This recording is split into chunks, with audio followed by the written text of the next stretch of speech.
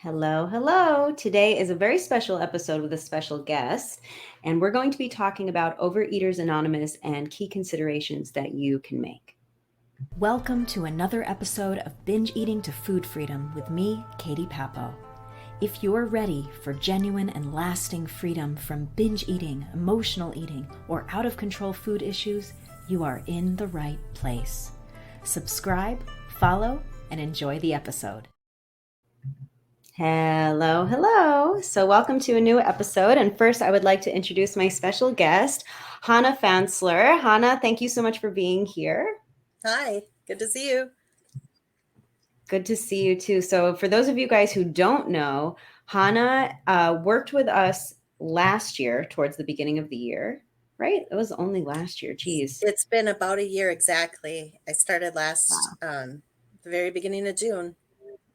Oh, wow. Cool. So, happy 1 year anniversary to us. And Hannah's been on our team now for about 6 months, right? Since September, maybe more. Months, Yeah, something like that. So Hannah's been a huge help to our clients.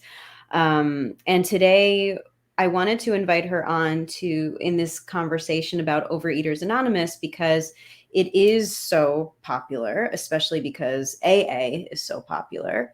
And we wanted to talk about Overeaters Anonymous, why key considerations if this has been your path to recovery. Maybe it has been working in some ways for you. Maybe it has not been working for you at all. Maybe you're thinking about joining. Maybe you've been in for years. So maybe I'll let you start, Hannah, kind of explaining, because you have a long history with OA. So maybe I'll let you kind of introduce that. Sure. I had, you know my background story, but I had struggled with binge eating and bulimia for about 25 years. And amongst many of the things that I had tried, I had done 12-step groups, specifically OA. And that was to try to overcome this, overeating, binge eating behaviors. And so I think I was involved for about 8 years as far as OA was concerned, and weekly meetings, and very involved. I would even lead meetings, and met some fantastic people there that I still keep in touch with, because it was great for the support, but it really didn't help me at all with my eating behaviors. And that's just my personal experience. Got it. So we're going to talk about in this episode some factors of OA specifically, but also binge eating support groups or accountability groups in general. And these are some things that a lot of people don't consider when they get into them. So the first thing that I wanted to bring up today, and I would say that if I had a bone to pick, or the biggest bone to pick with OA, would be the fact that it is an abstinence-based protocol. And the reason for that is because, we look at AA and we see the success of that organization and many people whose lives have been saved from AA. And then, of course, there were all these other branches of AA, NA and OA and other addictions that followed the same structure and format and community group. So the issue, though, that I see is that with all of these other drugs or substances or even behaviors, we have the option to be abstinent from those things. So the model of AA, for example, lends itself very well to things that we can be abstinent from. Food, I believe, is a completely different animal, because food we cannot be abstinent from. And not only can we not be abstinent because we need to eat to live, but at the same time, we know, and we know it from psychology, we know it from our biology, that binge eating, what is the number one cause of binge eating? Is restriction. So abstinence is like the ultimate restriction. And I'm curious, Hannah, like, what was your experience with that, since you did spend time in OA, and I know you also know others who have spent a good portion of their energy there. Did you find that the abstinence portion was affecting your behaviors, your food behaviors? Absolutely. I think for me, it was very, abstinence was this goal that I was constantly trying to achieve, but I couldn't quite get there. I was just listening to your last podcast, or a recent one, that was about are we scared to fail? Um, and it also talked about being scared to succeed because you've gone through so many times that failure becomes your norm. Failure becomes the standard to which what you're used to. And so it's really hard, and it becomes fearful actually to start seeing some success. The ego starts to feel very threatened by that because it is so unfamiliar by that point. For me, abstinence was one of those things that I constantly tried to reach, but I couldn't ever really attain for very long. Um, and it was more about willpower. And for me, it was also a really difficult thing because it brought in spirituality. And so my spirituality started getting sucked into my eating disorder. And instead of just separating eating from God, the two became entwined in a really unhealthy way. So I found that my spiritual basis started to really suffer. It became kind of this vortex that the worse I got with the eating disorder, the worse and the more distant I felt from my higher power. So it was a difficult thing, abstinence, and yes, you have to eat several times a day. You can't not eat. That's also an eating disorder. Um, so it's tricky. You cannot just say I'm not going to eat anymore, or you have to eat, but it's an obstacle you were faced with multiple times a day. And so the more I tried to stay abstinent, the more I was thinking about food, the more it increased my food obsession. Right. And this is what we see all the time. And you've seen it in the people who are in our group together, the clients who you worked with thereafter, that when we restrict or when we have that energy of scarcity around food and we live with that energy, it fuels the obsession, it fuels the binges, it fuels all of that. And we have other episodes that go much deeper into that. So we won't get too much into it here because we want to cover other factors regarding OA. Yeah. But we wanted to establish that as like one of the core fundamental issues that really does make it different from AA or NA or when you're abstaining from any substance, because food is a necessity. Yeah. And I would love if we could circle back to your higher power comment, because I remember, and I don't know if you saw, I sent you your Zoom out exercises from the program. Can you kind of maybe, for those of us who do identify with a higher power or God, or we have some element of spirituality in our lives, would you mind sharing that part of your journey? Sure. I guess I just felt like the more I tried to meet these rules and regulations that were part of the group, as far as the 12 steps, following the 12 steps, turning it over to God, I would do that multiple times a day, and then I would still end up binging or purging. And again, that podcast that I just listened to today, it resonates so much with me because I had journals upon journals promising I will never do this again. I am not going to do this again. Today is a new start. But I couldn't keep those promises because I didn't know how. I was sucked into this eating disorder that I could not get out of, and to the point where I was crying as I would eat and could not stop eating, and knew that I was just going to go and purge anyway, and just feeling totally desperate and hopeless. And this was after even, times I would come home from the meeting and I would binge. So I think just feeling like so distant from my higher power because I was relying on this higher power, which I call God, to help me to overcome my eating disorder. And when I failed, I felt abandoned and like I was a failure to God. And, um, desperately asking and seeking answers, but feeling like I wasn't getting any answers to my prayers. And that just made me feel even more like, well, I'm just this failure. I can't do this. How come everybody else can do it? How can they turn it over to their higher power and somehow they're able to stay abstinent? Why can't I do that?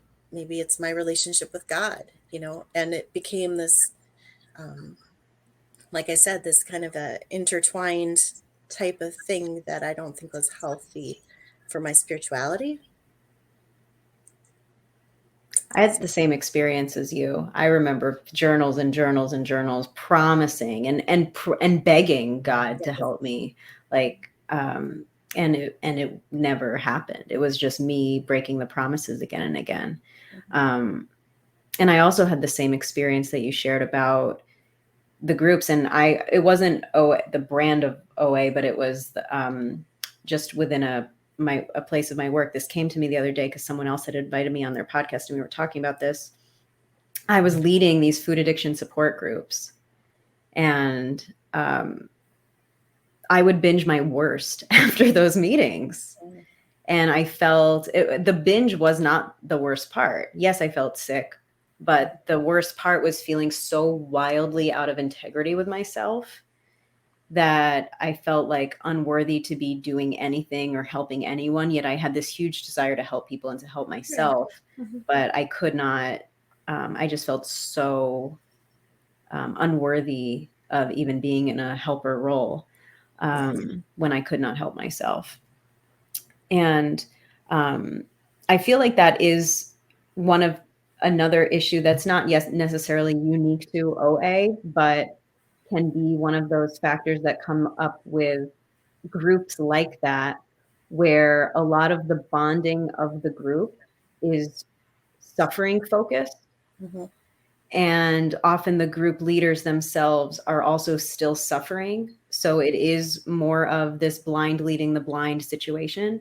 And it's not necessarily true for every group, because in some cases, like, in AA, there are people 30 years sober who are so inspiring to those who are new. So I'm not making like a blanket generalization, but it is quite common enough to acknowledge, I think, that when we join a group like that, where the leader is still struggling, where everyone around us is still struggling, we, and this I know is something you wanted to discuss, we start to really identify with the suffering, with the struggle.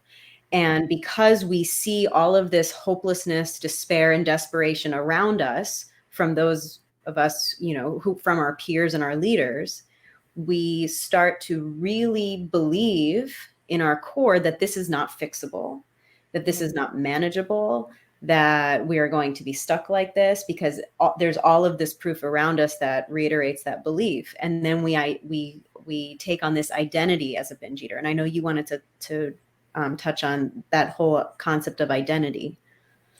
Yes, I think although my particular groups that I attended really tried to focus on the solution rather than the problem, the solution was something that wasn't working for me. So the solution was still restriction. The solution was still saying, you can't have these foods in order to stay abstinent. It was still focused on the scale. And what did the scale say? And assuming that if you are abstinent, your body is going to start losing the weight. And if you weren't losing weight, people would start to wonder, are you staying abstinent? There was still some judgment going on there, and a feeling or an expectation to meet external type of goals or milestones. There was no tuning into myself at all. Even though I had gone through the steps several times and had sponsors and worked the steps, and it wasn't something that stuck with me for long term, because it was something that I was trying to meet outside of myself. And I was doing soul searching. I honestly think in some ways it prepared me for your program because I had already done some of the internal work, but I also didn't have the how-tos. I needed not only the internal work, but I needed some practical steps, like this is what you're going to do. And so that really helped me. But my biggest thing with any of the 12 steps is one of the first step is saying before everyone, admitting that you are, an overeater, and that your life has become unmanageable, and they treat it as a disease, which there is no cure. So it's only something that can be managed, not cured. And I just feel like when your identity gets wrapped up into any chronic illness or disease, you're not free. You're stuck in that disease, and you don't think that there is a way out. You might hope that there's a way out, but you don't know. And when you're actually told, no, this is something that can be changed, you can change your mindset, change your brain, rewire. For me, that was huge. That was like, I don't have to be this eating disorder anymore. The eating disorder is a separate thing from Hana. That's not who I am, and it's not who I have to stay. So that was like freedom right there, just to realize there's a different way to do it. And so for me, that was one of my biggest things, is just your identity. One's identity gets caught up in it as you're going through their program. You are constantly, you're not saying I'm a recovered eater. You're not saying anything about recovery, even if you've been abstinent or whatever for 20 something years. They still say I am a overeater, and it's still part of the identity. And so I felt like I couldn't grow there. I couldn't break out of that. It's like you're stuck in the chrysalis as a butterfly, and that it's time for you to move past that, and actually, come out of that shell. But I couldn't do it while I was staying there. I had to leave that behind to have a totally different mindset and say, no, I don't have to accept this as my reality. This is not. Just was at a point where I didn't want to do it anymore. I think you're right that that's one of the first shifts that has to happen for recovery in this, or really any recovery, is adopting the notion that this is not a permanent condition, and it's also not who you are. Yeah. And only then can we even get on board for a process. Because if we go into a process assuming that this is unmanageable and we're doomed before we start, what kind of attitude does, like, what kind of results are bred from that attitude? And I have friends who are active members of AA and leaders in AA. And I've had this conversation with a close friend of mine that she does not identify, even though that's part of the process within AA, she does not identify as an addict. It doesn't mean she says, oh, I'm not an addict, that means I'm going to start doing drugs again. Right. It's not the same, but she doesn't want to wrap her identity in this idea of being an addict. She wants to wrap her identity in the things that support her growth. And I'm a grower, I'm a healer, and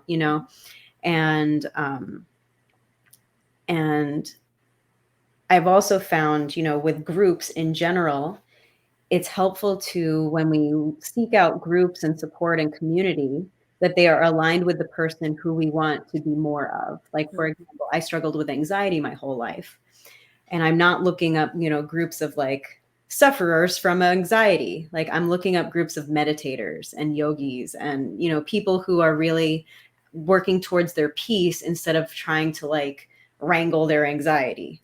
So there is also that difference between what are you moving toward, and knowing what your vision for yourself looks like rather than what you don't want. It's important to know what we don't want, but it's also important to know what you do want. Right. So that way you can surround yourself with those people who are that, And we know that we become more and more like the people around us. Right. So when you're choosing a group, and we're not saying one is right or wrong, but when you're choosing a group, to make sure that this is the group that uplifts you and inspires you and elevates you and makes you better, rather than drags you down into your own mind garbage.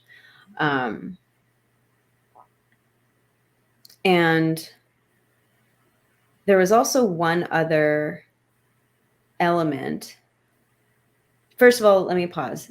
Did you have anything else to share, Hannah, about? No, I mean, I just agree with what you were saying. Shahar has told us over and over, to focus on what we want rather than what we don't want. It's a way to bring about it into our life. And I think when you are in a group, like you said, that you feel supported and you're looking towards what you want to be, you become that. So, I think you said a lot. I also wanted to mention, we have a client right now, that Linda, who has been amazing in her changes and her mindset, and just is like transforming like crazy in front of our eyes. But she said she now sees herself as a normal eater. And I feel like that is the goal, like to not be obsessing about our food, to not even think about, is this something I should have? Shouldn't I have it? It just takes so much energy to whether it's a diet or some sort of plan or program. If you're constantly thinking about food and what you can have and what you can't have, your mindset is focused on all that negative stuff rather than on what you want, which is freedom, right? And I think it's so awesome to see people feeling like they are normal eaters, because this last year I've felt like a normal eater as well. Normal eaters sometimes eat things that aren't fantastic for them, but they also know when they're full, and they also know when they don't want to eat something because they're like just not into it. It's just it's an unbelievable amount of feeling like I don't have to deal with that anymore. Like, I'm just so grateful. So grateful. Yeah. I think I mean, and yeah, I agree with what you said with Linda, the fact, because she went from being a binge eater as her identity, Mm-hmm. then being someone recovering. Mm-hmm. And when she said, like, and it's been what? It's been about 15 weeks for her that she's Something been like with that. us. Yeah. And how long was she? I mean, I don't know how long she was struggling before that, but I know it was multiple decades. Years. Yeah, because she's a very determined person. She's the kind of person who does not give up and will try everything to help herself. Mm-hmm. And I think that that's the case for a lot of people, is we don't give up. So we don't give up on programs, even though the program might not necessarily be what we need. And I think one of the biggest, and OA, I think, has what it has going for it, in the sense of what AA also has going for it, is it is the spiritual connection, and it's the growth mindset, and it's the community. And those things are extremely positive things. Mm-hmm. But when we're doing that around something that's actively harming us, and then beating ourselves for why it's not working, and we blame ourselves, that's an issue. We had somebody who worked with us back in 2020 during the pandemic, who was in OA for 40 years and was fired by a dozen sponsors, Mm-hmm. and was struggling her whole life since a trauma that she had when she was young. Mm-hmm. And and she writes, like once in a while, like maybe once every 6 months, she pops up in our grad group, and she's like, hey, just want everyone to know I'm still doing great, and everything feels normal, and I'm not that active to like participating here, but I just want to say hi, and like this really works. And I think what works the most, and actually is in alignment with OA principles, is it is that connection, but you're making the connection by going inward. Yeah. Right. Like, no, like you said, normal eaters listen to their bodies. Mm-hmm. The body is the one eating. Mm-hmm. So if we're trying to override the body with some kind of will or some kind of Right. higher power, we're ignoring like God's gift of this body that's here to give us the signals for us to listen Yep. to. So it's, I remember what you wrote when you were finishing up the program. You were like, now I feel more connected with Yes, my higher power. absolutely. I feel like it's changed my whole dynamic.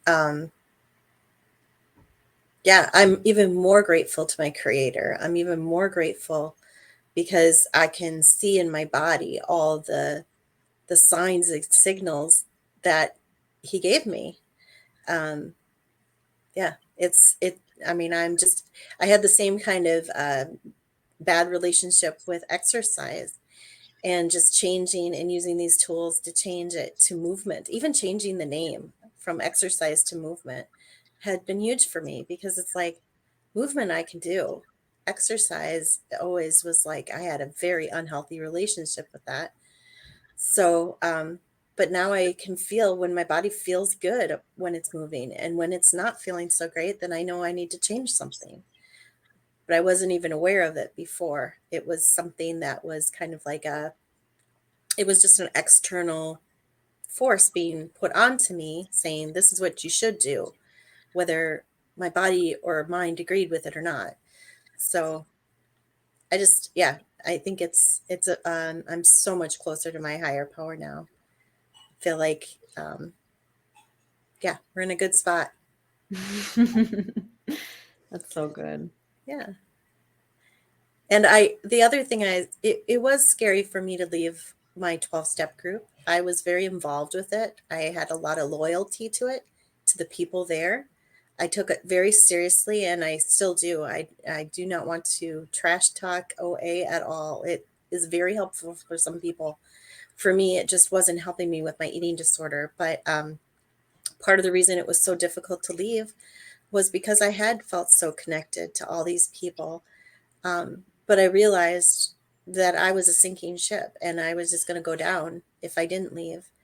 And so it was a choice for me. It was a risk. And I decided the risk was worth it, and I don't regret it.